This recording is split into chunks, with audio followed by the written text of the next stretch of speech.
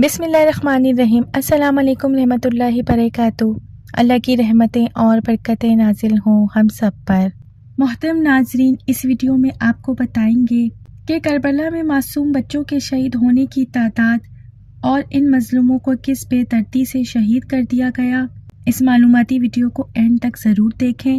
Channel پہ نئے ہیں تو چینل کو سبسکرائب کر دیں۔ جب بادشاہی کے زور پر ظلم و تشدد کا بازار گرم کیا جانے لگے، جب حق کو باطل اور باطل کو حق کہا جانے لگے، ہر طرف عدم و مساوات کا ماحول پیدا ہو، جب بھوکے کو روٹی اور بیمار کو دوا نہ ملے، کمزور سے زندگی کا حق چھین لیا جائے، جب دن کی روشنی رات کی تاریکی کے زیر سایہ آنے لگتی ہے، تو پھر حق پسند اور حق کو لوگوں کا ایک مختصر گروہ حق کے راستے پر باطل کے مقابلے کے لیے کھڑا ہو جاتا ہے۔ اسلامی تاریخ گواہ ہے کہ کربلا کے میدان میں باطل کے مقابلے میں ایک ایسی ہی جنگ لڑی گئی تھی جس میں ایک حق کا علم بردار اپنے چند مخصوص اور مخلص ساتھیوں کے ساتھ باطل کے خلاف اٹھا اور ایسی عظیم الشان قربانی پیش کی کہ حق کا چہرہ روشن اور نمایاں ہو گیا اور باطل شرمندہ اور پشیمان کہیں منہ دکھانے کے لائق نہ رہا۔ ان حق پسندوں نے اپنی قربانی سے انسانیت کو سر بلند کر دیا اور اس ظلمت کدے میں اپنے خون سے ہدایت کے چراغ روشن کر کے اپنے معبود حقیقی سے جا ملے۔ حق و باطل کی جنگ ابتدا انسانیت سے شروع ہوئی ہے اور تا قیامت تک جاری رہے گی۔ خود محمد صلی اللہ علیہ وآلہ وسلم کے دور میں کتنی ہی جنگیں لڑی گئیں، مولا امیر المومنین علیہ السلام کے دور میں اور اس کے بعد بھی، لیکن یہاں سوال یہ پیدا ہوتا ہے کہ ان تمام جنگوں کے تذکرے کیوں نہیں ہوتے؟ ان جنگوں میں شہید ہونے والوں کی یاد میں مجالس کیوں نہیں ہوا کرتی؟ ان کے لیے آج صفِ عزا کیوں نہیں بچھائے جاتے؟ صرف کربلا کے شہداء کے لیے یہ سارے اہتمام کیوں کیے جاتے ہیں؟ اس کا جواب سادہ سا ہے۔ دنیا کے اندر جنگی اصول ہے کہ میدان جنگ میں ہمیشہ جنگ جوانوں، سپہ سالاروں اور پہلوانوں کے درمیان ہوا کرتی ہے، لیکن کربلا کی جنگ وہ واحد جنگ ہے جس میں ایک طرف عباس علمدار اور علی اکبر جیسے جوان بھی تھے تو دوسری طرف ظہیر و بریر جیسے بہادر لوگ، ساتھ حبیب بن ظاہر ازدی اور مسلم جیسے عمر رسیدہ اصحاب بھی موجود تھے، اور اونو محمد اور علی اصغر جیسے چھوٹے بچے بھی حق کی سر بلندی اور باطل کی نابودی کے لیے قیام کرنے والے اس عظیم قافلے میں ہر طبقے فکر، ہر قوم و ملت اور ہر عمر کے لوگ شامل تھے۔ کربلا میں موجود بچے اور ان کی قربانیاں ہمارے لیے ایک مثالی نمونہ ہے۔ عبداللہ بن حسین علیہ السلام، سلام ہو شیر خوار عبداللہ بن حسین پر، جو تیر کا نشانہ بنے اور اپنے ہی خون میں لت پت ہوئے اور اپنے بابا کے آغوش میں ذبح ہو گئے۔ عبداللہ بن حسین علیہ السلام ایک شیر خوار بچہ تھا جو کہ عاشورے کے دن ظہر کے وقت پیدا ہوا تھا۔ ان کی ولادت سے شہادت تک کا عرصہ تقریباً 1 گھنٹہ تھا۔ ان کی ماں ام اسحاق بنت طلحہ بن عبید اللہ بن تمیہ تھیں۔ ام اسحاق کی پہلی شادی حضرت امام حسن علیہ السلام سے ہوئی، جن سے طلحہ نامی بیٹا پیدا ہوا جو کہ پنپنے میں ہی فوت ہو گئے۔ امام حسن نے اپنی شہادت کے وقت امام حسین علیہ السلام سے فرمایا، میں اس عورت سے راضی ہوں، میری وفات کے بعد یہ عورت اس گھر سے باہر نہ جائے، لہٰذا عدت کی تکمیل کے بعد تم اس سے شادی کر لینا۔ امام حسین نے بھائی کی وصیت پر عمل کرتے ہوئے اس خاتون سے شادی کر لی، جس کے نتیجے میں فاطمہ بنت حسین اور عبداللہ بن حسین پیدا ہوئے۔ جب امام حسین کے تمام یارانہ و انصار شہید ہوئے تو آپ خیمہ گاہ کی طرف گئے اور گھوڑے سے اتر کر خیمے کے دروازے پر بیٹھ کر اسی وقت دنیا میں آنے والے بچے کے کان میں اذان دی اور حضرت امام اس بچے سے وداعی فرما رہے تھے تو اسی وقت عبداللہ بن ابقا غنوی یحانی نے ایک تیر پھینکا جو کہ اس بچے کے نازک گلے میں پیوست ہو گیا اور وہ بچہ اپنے بابا کی آغوش میں ابدی نیند سو گیا۔ دوسرے نمبر پہ ہیں علی اصغر علیہ السلام۔ حضرت علی اصغر کی ماں رباب دختر ام القیس تھیں۔ علی اصغر کے بارے میں مشہور روایت ہے کہ جب واقعہ کربلا رونما ہوا تو اس وقت وہ بچے 6 ماہ کے تھے۔ علی اصغر 6 مہینے کے تھے۔ اس حساب سے وہ مدینے میں ہی پیدا ہوئے تھے اور وہ اپنے خاندان کے ساتھ کربلا لائے گئے۔ شہادت کے حوالے سے قطب تاریخ میں مختلف روایات موجود ہیں، لیکن یہاں پر ہم مشہور روایت پر اکتفا کریں گے۔ جب حضرت حسین کے تمام جانثار ساتھی شہید ہو چکے اور صرف عورتیں اور بچوں کے علاوہ کوئی بھی باقی نہ رہا، تو حضرت امام حسین علیہ السلام نے استغاثہ بلند کیا۔ ترجمہ: کوئی ہے جو حرم رسول خدا کا دفاع کرے، کوئی توحید پرست ہے جو خدا سے ڈرے اور ہمیں تنہا نہ چھوڑے، ہماری فریاد پر پہنچنے والا کوئی ہے، کوئی مددگار ہے جو ہماری مدد کرے۔ امام کا یہ استغاثہ سن کر خیمہ گاہ سے نالہ و فریاد کی صدائیں بلند ہوئیں، تو حضرت امام علیہ السلام خیمہ گاہ کی طرف واپس آئے اور انہیں تسلی دی۔ اس کے بعد فرمایا، میرے چھوٹے بیٹے کو لے آئیے تاکہ اس سے الوداعی کروں۔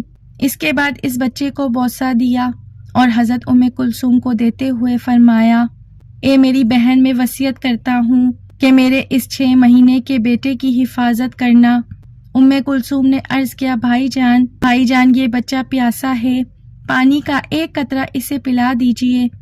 امام حسین نے علی اصغر کو دوبارہ آغوش میں لیا اور دشمن کی طرف چل پڑے اور ان کے سامنے کھڑے ہو کر فرمایا، اے لوگو، اگر مجھ پر رحم نہیں کرتے ہو تو اس بچے پر رحم کر لو۔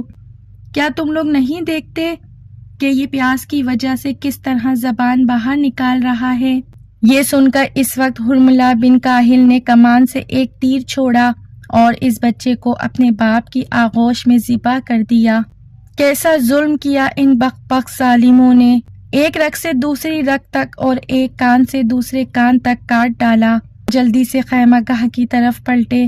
امام جلدی سے خیمہ گاہ کی طرف پلٹے اور علی اصغر کے گلے سے تیر کو نکالا اور اسے اپنی بہن زینب کے حوالے کیا اور ہاتھوں میں اصغر کے خون کو لے کر آسمان کی طرف پھینکا اور فرمایا، اے میرے پروردگار، میرے اور اس قوم کے درمیان جنہوں نے مجھے دعوت دے کر بلایا اور پھر ہمیں قتل کروایا، فیصلہ کر دے۔ سید ابن طاؤس لکھتے ہیں کہ حضرت امام حسین علیہ السلام نے علی اصغر کے خون کو پھینکنے کے بعد فرمایا، جو بھی مجھ پر نازل ہوتا ہے میرے لیے آسان ہے، کیونکہ خدا دیکھ رہا ہے۔ اسی وقت ندائے غیبی حضرت حسین علیہ السلام کے کانوں تک پہنچی، یا حسین، اے حسین، اسے چھوڑ دیں، کیونکہ خدا نے اس کے لیے بہشت میں دایہ مقرر کیا ہے۔ اس کے بعد امام حسین علیہ السلام گھوڑے سے اترے اور تلوار سے ایک چھوٹی سی قبر کھودی، بے حد غمزدہ ہو کر اس خون سے رنگین نازک جسم کو دفن کر دیا۔ تیسرے حسن مثنیٰ۔ حضرت امام حسین علیہ السلام کے بیٹوں میں سے ایک حسن بن حسن المعروف حسن مثنیٰ ہیں۔ ان کی والدہ خولہ دختر منظور ہیں۔ اس کی سال ولادت تاریخ میں کہیں پر بھی واضح نہیں، تاہم بعض نے لکھا ہے کہ روز عاشورہ اس کی عمر 17 سال تھی۔ حسن مثنیٰ نے اپنے چچا امام حسین کی بیٹی فاطمہ سے نکاح کیا تھا۔ ان کا نکاح مدینے سے قافلے کے نکلنے کے بعد راستے میں ہوا اور کربلا میں فاطمہ ایک نئی نویلی دلہن تھیں۔ سید ابن طاؤس کے مطابق حسن مثنیٰ نے عاشورے کے دن 17 دشمنوں کو واصل جہنم کیا اور ان کے جسم مبارک پر 18 زخم آئے۔ بہت زیادہ خون بہنے کی وجہ سے وہ بے ہوش ہو گئے اور میدان میں گر پڑے۔ دشمنوں نے سمجھا کہ وہ مارے گئے ہیں۔ 11 محرم کو جب عمر سعد کے حکم پر سروں کو جسموں سے جدا کیا جا رہا تھا تو دیکھا کہ وہ ابھی زندہ ہیں۔ اسما بن خارجہ فزاری، جو کہ خود شامی فوج میں تھا مگر حسن مثنیٰ کی والدہ کا رشتہ دار تھا، اس نے کہا، یہ میرے حوالے کر دیں، اگر عبید اللہ بن زیاد مجھے بخش دے تو ٹھیک ہے، ورنہ جو وہ حکم دے گا اس پر عمل کروں گا۔ اسما حسن مثنیٰ کو کوفے لے گیا۔ جب ابن زیاد کو صورتحال سے آگاہ کیا تو اس نے کہا اسے اسما کے حوالے کیا جائے۔ اسما نے اس کا علاج کیا اور اسے مدینہ واپس بھیج دیا۔ مشہور یہ ہے کہ حسن مثنیٰ کو 35 سال کی عمر میں اموی خلیفہ عبد الملک کے حکم پر زہر دیا گیا اور ان کی قبر مبارک بقیع میں ہے۔ چوتھے قاسم بن حسن علیہ السلام۔ کربلا کی تاریخ کا ایک بہادر نام قاسم بن حسن ہے۔ ان کی والدہ ماجدہ کا نام رملہ ہے۔ ان کی زندگی کے بارے میں تفصیلات روز عاشورہ ان کی شجاعت اور بہادری کے داستان تمام کتب تاریخ و سیر میں موجود ہیں۔ ابو حمزہ روایت کرتے ہیں عاشورے کی رات جب امام حسین علیہ السلام نے تمام ساتھیوں کو جمع کیا اور فرمایا کل سب مارے جائیں گے، جو بھی جانا چاہے چلا جائے۔ با وفا ساتھیوں نے یکے بعد دیگرے وفاداری کا اعلان کیا تو اس وقت یہ بہادر بچہ بھی اپنی جگہ سے اٹھا اور کہا اے چچا جان، کیا میں بھی مارا جاؤں گا یا نہیں؟ امام حسین نے پوچھا اے میرے بھتیجے، تمہیں موت کیسی لگتی ہے؟ قاسم نے کہا اے چچا، شہد سے بھی زیادہ شیریں ہے۔ حضرت امام حسین نے فرمایا خدا کی قسم تو بھی یقیناً مارا جائے گا۔ علامہ محمد باقر لکھتے ہیں اکثر روایتوں کے مطابق حضرت قاسم بن حسن عاشورے کے دن ایک نابالغ بچہ تھا۔ جب حضرت امام حسین علیہ السلام نے اسے جنگ کے لیے تیار دیکھا تو اسے سینے سے لگا کر اس قدر دونوں روئے کہ بے ہوش ہو گئے۔ جب ہوش میں آئے تو قاسم نے جنگ کی اجازت طلب کی، مگر امام حسین علیہ السلام نے انکار کیا تو قاسم بن حسن نے امام کے مبارک ہاتھوں اور پیروں کو اس قدر بوسہ دیا کہ امام سے جنگ کی اجازت لینے میں کامیاب ہو گئے۔ حضرت قاسم آنسو بہاتے ہوئے میدان کی طرف گئے۔ اگر مجھے نہیں جانتے تو جان لو، میں پیغمبر اسلام کے نور نظر حسن کا بیٹا ہوں۔ یہ حسین ہے جو لوگوں کے ہاتھوں اسیر ہیں۔ خدا ان لوگوں کو کبھی بھی سیراب نہ کرے۔ ان کا چہرہ 14ویں کے چاند کی مانند چمک رہا ہے۔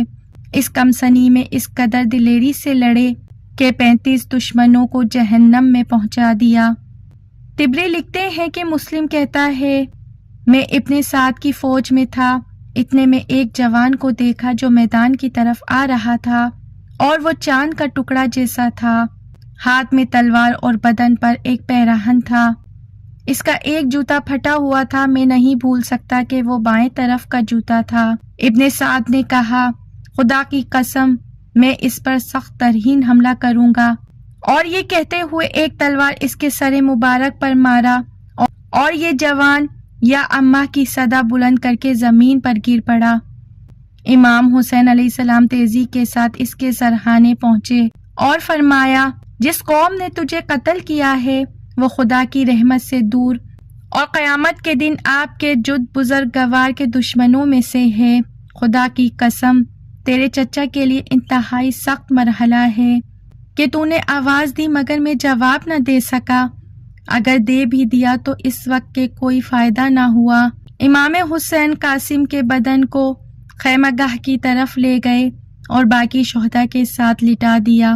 5ویں امام باقر علیہ السلام۔ امام سجاد علیہ السلام کے کل 15 بچے تھے، جس میں سے صرف امام باقر علیہ السلام کربلا میں موجود تھے۔ امام باقر کی والدہ ماجدہ امام حسن مجتبیٰ علیہ السلام کی بیٹی فاطمہ ہیں۔ آپ یکم رجب مدینہ منورہ میں پیدا ہوئے اور اپنے والد گرامی اور دادا کے ہمراہ کربلا میں موجود تھے اور اپنی آنکھوں سے عاشورے کی عظیم مصیبتوں کا نظارہ کیا۔ چھٹے اونو محمد حضرت زینب سلام علیہ کی شادی ان کے چچا زاد بھائی عبداللہ بن جعفر سے ہوئی اور ان سے کئی اولاد اللہ تعالیٰ نے عطا فرمائی۔ ان کے نام علی، اون، عباس، محمد اور ام کلثوم ہیں۔ ان میں سے اون اور محمد کربلا میں جناب زینب علیہ السلام کے ساتھ موجود تھے۔ محمد بن عبداللہ امام حسین علیہ السلام کی اجازت سے میدان میں گئے اور 10 لوگوں کو جہنم رسید کرنے کے بعد عامر ابن نہشل تمیمی کے ہاتھوں شہید ہو گئے۔ اس کے بعد ان کا بھائی اون میدان کی طرف گئے اور 21 دشمنوں کو واصل جہنم کیا۔ آخرکار عبداللہ بن قطنہ نے بھانی کے ہاتھوں شہید ہو گئے۔ اس کے علاوہ عبداللہ بن مسلم بن عقیل، محمد بن مسلم، محمد بن ابی سعد، عمرو بن جنادہ، قاسم بن حبیب اور دیگر بچے بھی کربلا میں موجود تھے اور امام حسین علیہ السلام کے رقاب میں شہید ہوئے۔ واقعہ کربلا میں حضرت امام حسین علیہ السلام کی بیٹی حضرت سکینہ نے تمام سفر، تکالیف، بھوک و پیاس اور دوسرے مصائب کو برداشت کیا۔ انہیں شام کے ایک قید خانے میں قید کر کے رکھا گیا اور وہیں ان کا انتقال ہو گیا اور وہ وہیں مدفون ہیں۔ کربلا کے میدان میں ان بچوں نے آپ کے لیے ایک مثال قائم کی ہے کہ جب بھی ہمارا دین یا پیارا ملک ہم سے تقاضا کرے تو ہم ہر قسم کی قربانی کے لیے تیار رہیں، بچے، بوڑھے، مائیں، بہنیں، بیٹی، بیٹے، بھائی، بھانجے، دوست اور نوکر۔ کربلا کی تاریخ پڑھیں تو ہر کردار نرالا ہے۔ تاریخ کربلا کے مطالعے سے یہ بات روز روشن کی طرح واضح ہوتی ہے کہ یہ عظیم سانحہ ایسے ہی مشہور اور معروف نہیں ہوا، بلکہ اس میں تمام صنف اور مختلف عمر کے لوگوں نے جان کی بازی لگائی۔ اسی لیے مولا حسین علیہ السلام نے فخریہ انداز میں فرمایا، مجھے جو اصحاب و ایوان ملے ہیں وہ میرے نانا محمد صلی اللہ علیہ وآلہ وسلم اور میرے بابا علی مرتضیٰ علیہ السلام کو بھی نہیں ملے۔ دعا ہے کہ ہمیں بھی سیرت و انصار و حسین پر چل کر قیامت کے دن انہی کے ساتھ مشہور ہونے کی توفیق عطا فرمائے۔ محترم ناظرین، کمنٹ باکس میں ایک بار یزید لعنتی ضرور ٹائپ کریں۔ محترم ناظرین، امید کرتی ہوں کہ میری آج کی ویڈیو آپ کو ضرور انفارمیٹیو لگی ہوگی۔ اگر میری ویڈیو اچھی لگی ہے تو میرے چینل کو سبسکرائب کیجیے، بیل آئیکن پہ ضرور کلک کیجیے تاکہ میری آنے والی ویڈیو کا نوٹیفیکیشن بر وقت آپ کو مل سکے۔ اپنا بہت سا خیال رکھیے۔ زندگی رہی تو پھر ملیں گے معلوماتی ویڈیو کے ساتھ۔ اللہ حافظ۔